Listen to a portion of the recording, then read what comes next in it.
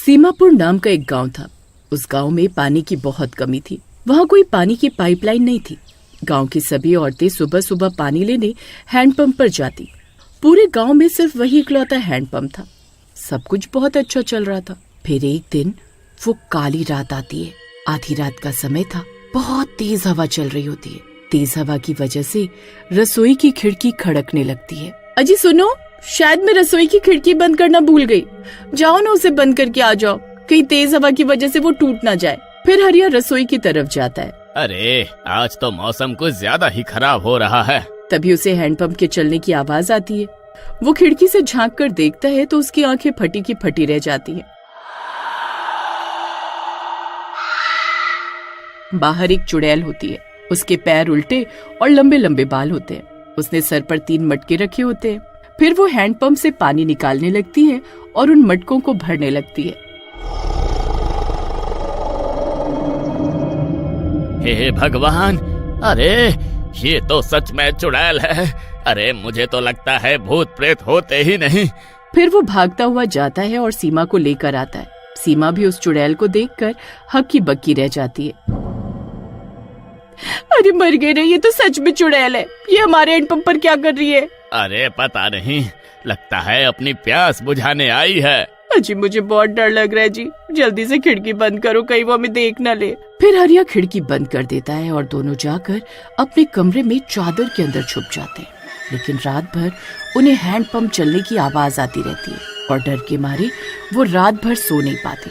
सुबह उठकर वो बाहर जाते हैं तो हैंडपंप पर लोगों की भीड़ जमा होती है। अरे सीमा बहन, क्या तुमने भी रात में उस चुड़ैल को देखा था? हाँ, रात में तेज हवा से हमारी नींद खुली तब हमने देखा उस चुड़ैल को। पता नहीं वो चुड़ैल कहाँ से आ गई। हमारे प्यारे से गांव पर उसने अपनी काली छाया छोड़ दी है। देखो ना, हैंडपंप से पानी की जगह खून निकल रहा है। हे भगवान, अब क्या होगा? पानी के बिना तो पूरे गांव में अकाल पड़ जाएगा। हमारे घरों में तो बस 1-2 दिन का ही पानी है। उसके खत्म होने के बाद हम क्या करेंगे? अरे रामू, एक काम कर, इस हैंडपंप को थोड़ी देर चलाता रहे। क्या पता कुछ देर बाद इसमें से पानी निकलने लग जाए। फिर रामू 2 घंटे तक हैंडपंप चलाता है। अब खून की नदी बहने लगती है, लेकिन पानी का कहीं कोई नामो निशान नहीं मिलता। अरे बस अब मुझ में और हिम्मत नहीं है इस हैंडपंप को चलाने की। लगता है इस हैंडपंप का सारा पानी वो चुड़ैल उन मटकों में भर के ले गई है। अरे लेकिन हरिया भाई, उस चुड़ैल के पास तो सिर्फ 3 मटके थे। भला हैंडपंप का पानी खत्म कैसे हो सकता है? किसी को कुछ समझ नहीं आता कि ये सब चल क्या रहा है। फिर थक हार कर सब लोग अपने अपने घर चले जाते हैं। फिर आधी रात होने पर सब गांव वाले अपनी अपनी खिड़कियों पर आ जाते हैं और उस चुड़ैल के आने का इंतजार करने लगते हैं। तभी वो उल्टे पैरों वाली चुड़ैल सिर पर 3 मटके रख कर आती है और हैंडपंप के पास आकर रुक जाती है। अरे मर गए रे। अरे सीमा, वो देखो, वो चुड़ैल आज फिर आ गई।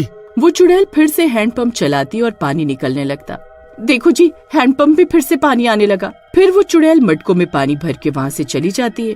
फिर सुबह होने पर सब गांव वाले खुश होते हैं कि कम से कम पानी वापस आने लगा है। फिर जैसे ही हरिया हैंडपंप चलाता तो पानी की जगह खून निकलने लगता है। हे भगवान, नहीं, ऐसा नहीं हो सकता। अरे अब क्या करें? पानी के बिना हम और हमारे जानवर जिंदा नहीं रह पाएंगे और पास के गांव से पानी लाना इतना आसान नहीं होगा। अरे सरपंच जी, अब क्या करें? इस सब की वजह वह कमबख्त चुड़ैल है। उसके हैंडपंप चलाने से पानी आता है। उसी ने कुछ जादू टोना किया है। अब एक ही रास्ता है, और जैसे ही वो चुड़ैल आएगी हम सब आदमी उसे पकड़ लेंगे। लगता है ये बूढ़े सरपंच का दिमाग सठिया गया है। अरे सरपंच जी, वो कोई आवारा पशु नहीं है जो हम पकड़ लेंगे। वो उल्टे पैरों वाली चुड़ैल है। जो भी उसके सामने आया वो उसे कच्चा खा जाएगी। हाँ, अरे आज हम सबके घरों का पानी खत्म हो जाएगा। अगर हिम्मत नहीं दिखाओगे तो कल प्यास से मरोगे। हाँ, सरपंच जी सही कहते हैं। आप सब आदमियों को हिम्मत दिखानी होगी और उस चुड़ैल को पकड़ना होगा।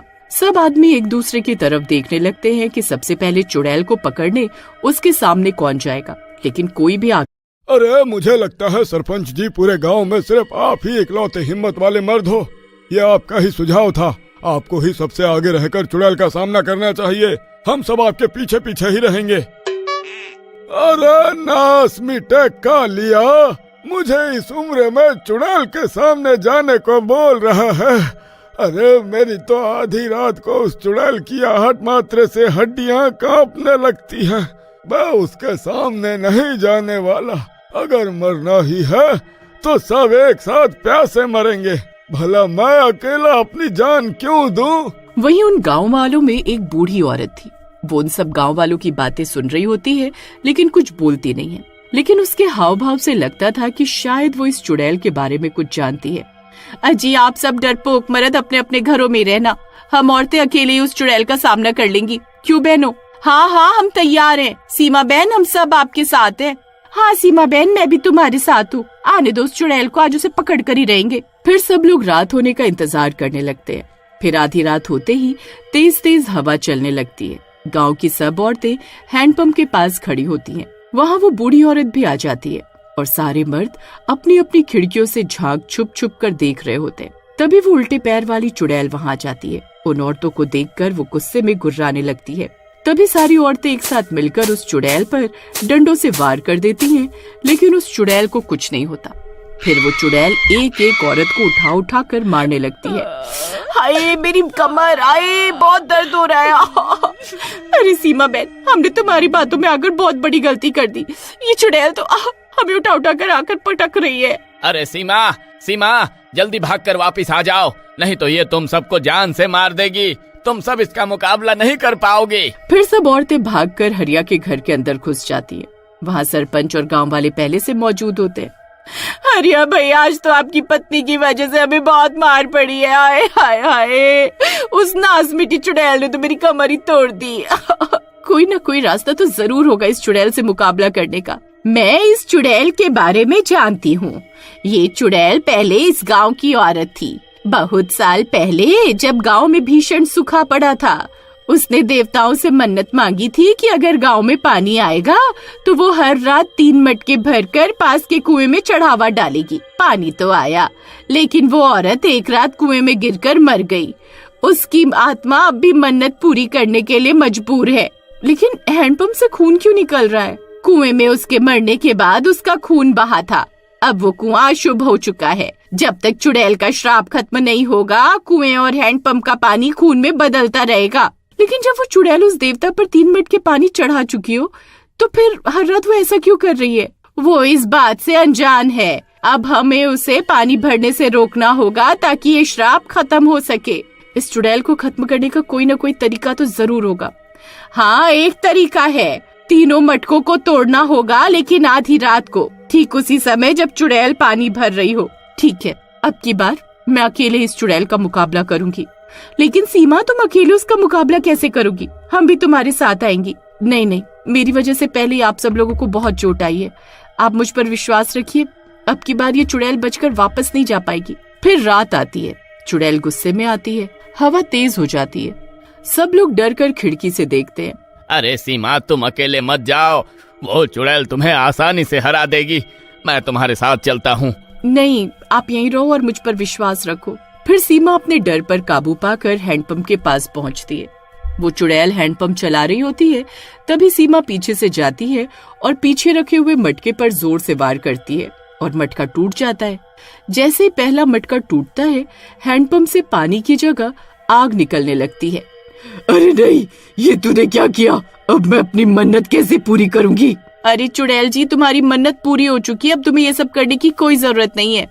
नहीं, तू झूठ बोल रही है, अभी मेरी मन्नत पूरी नहीं हुई है।